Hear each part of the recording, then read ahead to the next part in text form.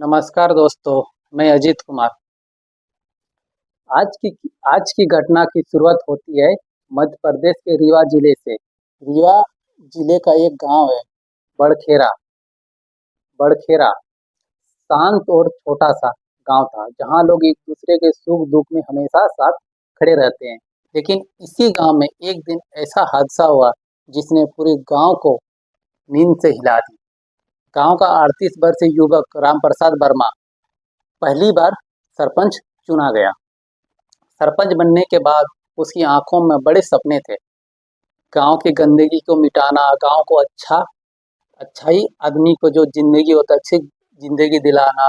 गांव के निरीक्षण करते करते जब वह गांव के पुराने मंदिर तक पहुंचे, तब उसने देखा गांव की जो मंदिर की जो हालत था वो पूरी तरह बिगड़ चुकी थी। वह देखकर उसका दिल टूट गया।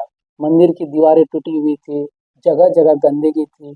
और सबसे बड़ी दुख का बात यह थी कि मंदिर पूरा वीरान पड़ा था, उसमें कोई पुजारी वगैरह कोई नहीं था, ना पुजारी था ना कोई पूजा करने जाते, क्योंकि 3 महीने पहले से मंदिर का पुजारी हार्ट अटैक से मर चुका था। राम प्रसाद ने सोचा, अगर मंदिर जीवित होगा तो गांव का आत्मविश्वास जीवित भी होगा और आत्मविश्वास मंदिर के प्रति बढ़ेगा। तो उसने तुरंत मजदूर बुलवाकर मंदिर की 4 दीवारियों को ऊंची करवाई ताकि कुत्ते अंदर तक घुस ना सके।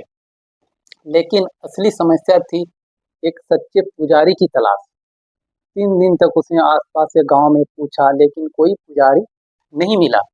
एक सुबह का समय था, राम प्रसाद घर पर नाश्ता कर रहा था और उसकी पत्नी सुनीता वर्मा घर पे सफाई कर रही थी। स्टोर रूम में अंधेरा था, स्टोर रूम में सफाई कर रही थी।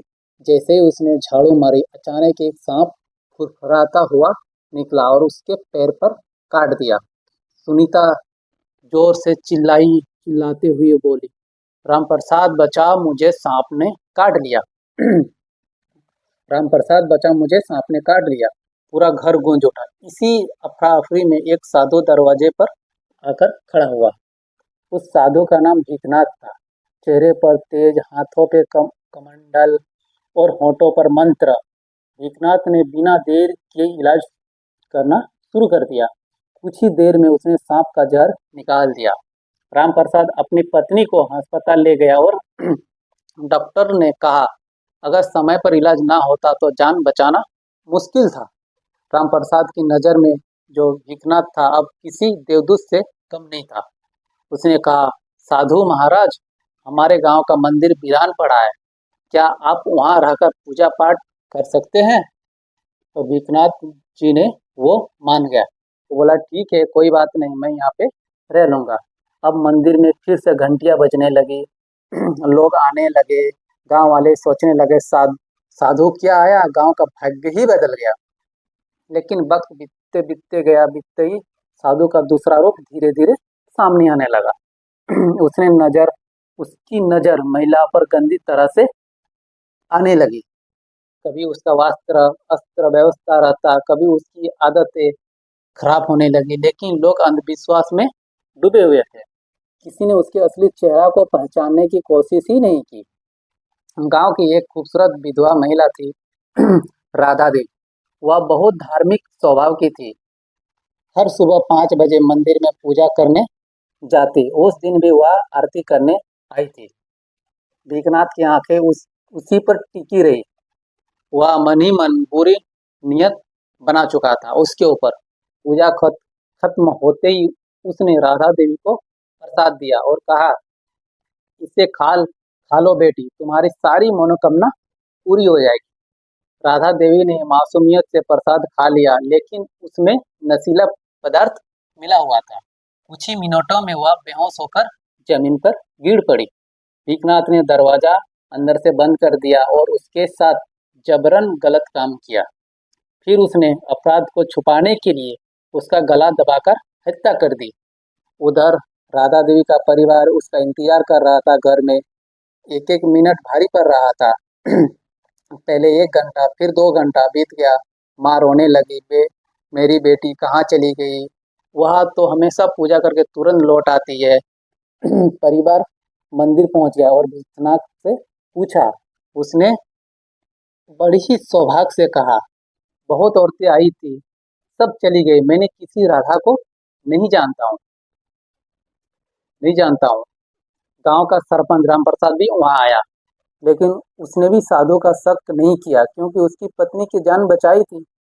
इसीलिए राम प्रसाद ने ढंग सा बताया, वह विधवा थी, शायद कहीं चली गई होगी।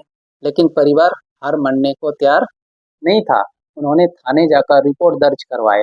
उस रात गांव में पूरा सन्नाटा फैल गया था डर के मारे, क्योंकि एक औरत वहां से गायब हुई थी। 11 बजे विश्वनाथ ने रात 11 बजे विश्वनाथ ने मंदिर के पीछे गड्ढा खोदना शुरू कर दिया, लाश को ठिकाने लगाने के लिए।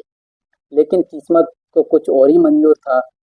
गांव का शराबी गोपाल चोरी की नीयत से मंदिर में घुसा। वह छुपकर सब देख रहा था। विश्वनाथ ने जब राधा देवी की लाशें कंधे पर उठाई और गड्ढे की ओर ले जा रहा था, तभी गोपाल ने जोर जोर से चिल्लाने लगा, बचाओ बचाओ, देखो साधु लाश दबा रहा है। गांव वाले नींद से जाग कर दौड़े। जब उन्होंने मंदिर के पीछे गड्ढा देखा तो उसकी रूह कांप गई। गड्ढे में राधा देवी का लाश थी। विश्वनाथ भागने की कोशिश करने लगा, लेकिन भीड़ ने उसे पकड़ लिया और पुलिस को सौंप दिया। पुलिस ने जब सख्ती से पूछा कि क्या हुआ, मामला क्या है, तो उसने सारा कुछ बताया। वह सुनकर सब दंग रह गया। उसने कहा, मैंने 5 बलि देनी थी, 3 दे चुका हूँ। राधा चौथी थी, 5वीं बलि के बाद स्वर्गलोक पहुंच जाता। लेकिन पुलिस को बाद में यह भी पता चला कि आसपास की 2 औरतें और गुमशुदा औरतों की शिकार बना चुका था वो। मुकदमा चलाया गया, अदालत ने उसे उम्र कैद की सजा सुना दी। तो दोस्तों, इस कहानी से हम लोग को सीख ये मिलती है कि यह कहानी सिर्फ एक घटना नहीं है, यह चेतावनी है कि हर साधु, हर पुजारी सच्चा नहीं होता है। कई लोग धर्म का चोला पहनकर पाप का कारोबार करते हैं। इसलिए आंख मूंद कर किसी पर विश्वास बिल्कुल ना करें। सतर्क रहे, जागरूक रहे। चलिए मिलते हैं अगली घटना के साथ। तब तक के लिए जय हिंद, जय भारत।